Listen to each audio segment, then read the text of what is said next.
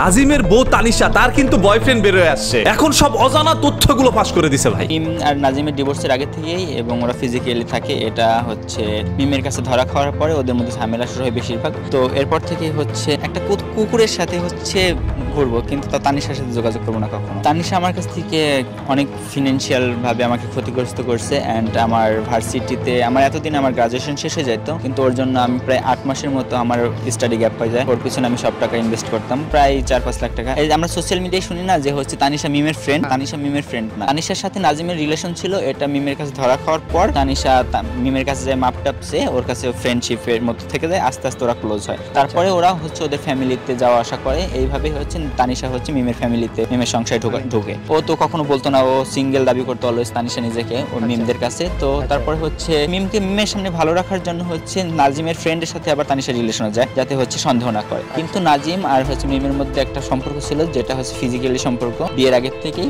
তো এটা যেহেতু হয়তো নাজিম ওর প্রতি অ্যাডিক্টেড হয়ে যায় আস্তে আস্তে, এটা হচ্ছে মিমের কাছে একটু ধরা খায়। এইভাবে করে হচ্ছে ওদের ঝামেলা শুরু হয়, পরে হচ্ছে ওদের ডিভোর্স পর্যন্ত এই জিনিসটা পৌঁছে যায়। বিয়ে কবে করছে, আগেই করছে না পরে করছে এটা শিওর না, বাট আমি জানতে পারি হচ্ছে ওদের ডিভোর্সে 4-5 দিন পর যে ওরা বিয়ে করছে। মিমকে যেহেতু নাজিম প্রচুর মারতো, তো তানিশা হচ্ছে মিমকে অ্যাডভাইস করছিল যে হচ্ছে কোনো ফকিরের সাথে কথা বলতেই করতে, কিন্তু মিম সেভাবে চিন্তা না দেখে হচ্ছে তানিশা ওকে কিছু একটা খাবার এনে দিয়েছিল যে নাজিমকে খাওয়ানোর জন্য। ওদের ডিভোর্সের 20 দিন আগের কাহিনী। 12-13 তারিখ অক্টোবরে হচ্ছে ও নাজিমকে মিম ওটা খাওয়ানোর পর হচ্ছে 15 তারিখে হচ্ছে মিমকে নাজিম বের করে দেয় বাসা থেকে, আর 20 দিন পরে তাদের ডিভোর্স হয়ে যায়। আমি একটা কুকুরের সাথে হচ্ছে ঘুরবো, কিন্তু তানিশার সাথে যোগাযোগ করবো না কখনো, কারণ হচ্ছে হ্যাঁ ও আমার সাথে যোগাযোগ করার ট্রাই করছিল। ওর ফ্রেন্ড আমাকে কল দিয়েছিল, তাবাসসুম নাম, কল দিয়ে বলছিল যে তানিশা আপনার সাথে দেখা করতে চাই, আমি ওকে নিষেধ করে দিয়েছি। আমি চাই না যে ওর সামনে আর আমি জীবনে আমার সামনে ও আসুক। আমার ভার্সিটি লাইফের 2 সেমিস্টার নষ্ট, আমার আর্থিক দিক থেকে হিউজ পরিমাণের ক্ষতি হয়েছে।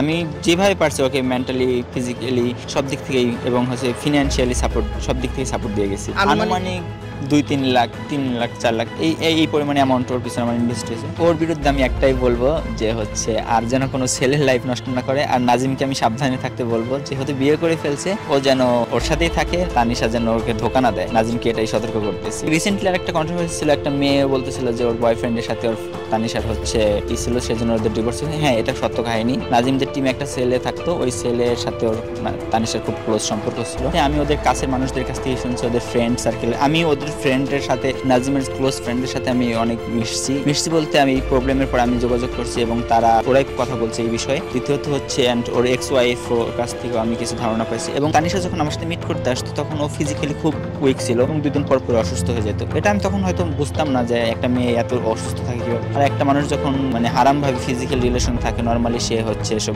অসুস্থতায় ভুগবে, এটা নর্মাল বিষয়। তানিশা আমার কাছ থেকে অনেক ফিনান্সিয়াল ভাবে আমাকে ক্ষতিগ্রস্ত করছে অ্যান্ড আমার ভার্সিটিতে আমার এতদিন আমার গ্রাজুয়েশন শেষ হয়ে যেত, কিন্তু ওর জন্য আমি প্রায় 8 মাসের মতো আমার স্টাডি গ্যাপ হয়ে যায়, ভার্সিটিতে অনেক ডিউ হয়ে যায়। ওর পিছনে আমি সব টাকা ইনভেস্ট করতাম, প্রায় 4-5 লাখ টাকা। আপনারা সবাই হচ্ছে এসব মানুষ থেকে ডিস্টেন্স করে রাখবেন, নিজের লাইফ নষ্ট করবেন আমার মতো করে।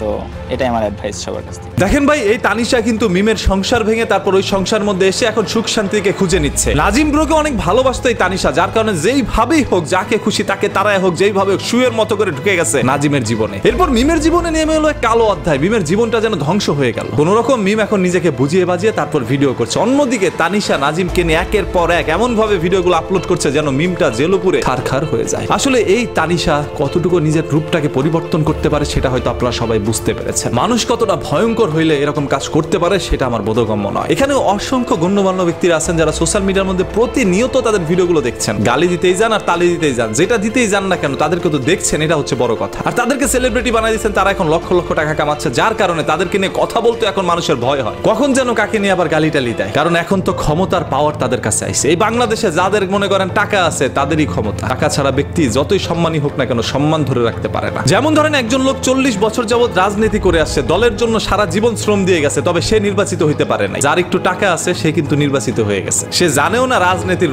মানে কি। এই হচ্ছে বর্তমান সমাজ। এমনও কিছু রাজনীতিবিদ আছে যারা আর কি রাজনীতি লিখতেও পারে না, ইংলিশে পলিটিশিয়ানটা উচ্চারণ এবং লিখতেও পারে না। এরা আজকে আমাদের এলাকার বড় বড় নেতা, নিজের নামের সিগনেচারটা ভালোভাবে দিতে পারে না ভাই। আসলে দেখেন সব জায়গায় তো রাজনীতি ঢুকে গেছে, এই জন্য আর কি এই কথাগুলো বললাম। তানিশাও কিন্তু অনেক রাজনীতি করেই তারপর মিমের সংসারে ঢুকে তারপর এইভাবে সরিয়ে দিছে ওকে। যাই হোক, সর্বশেষ ওরা বিয়ে করছে, সুখে শান্তিতে থাকুক, আমরা এটাই দেখতে চাই। যদি কোনোদিন তাদের ছাড়াছাড়ি হয়ে যায়, আল্লাহ না করুক, তাহলে ভাই মানুষের কথা এরা সহ্য করতে পারবে না। বাঙালি বলে কথা, আবেগপ্রবল জাতি হইতে পারে, তবে কিছু কিছু সময় কমেন্ট বক্সের বিবেকটাও হারায় ফেলায়।